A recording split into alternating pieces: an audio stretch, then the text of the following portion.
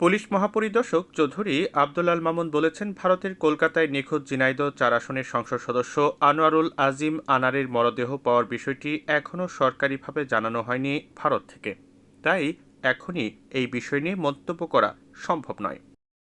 বুধবার দুপুরে রাজধানীর মেরুল বাড্ডায় অবস্থিত আন্তর্জাতিক বৌদ্ধবিহারে বৌদ্ধ সম্প্রদায়ের প্রধান ধর্মীয় উৎসব বুদ্ধ পূর্ণিমা উপলক্ষে সার্বিক আইনশৃঙ্খলা ও নিরাপত্তা ব্যবস্থাপনা সংক্রান্ত প্রেস ব্রিফিংকালে সাংবাদিকদের প্রশ্নের জবাবে এসব কথা বলেন আইজিপি। কলকাতা কর্তৃপক্ষ এখনো আমাদেরকে সরকারিভাবে সেটা নিশ্চিত করেনি। আমরা যেটা এমবিসির মাধ্যমে আমাদেরকে সরকারিভাবে এখনো নিশ্চিত করেনি। এখনো আমরা যেটা শুনেছি তারা সার্চ করছেন।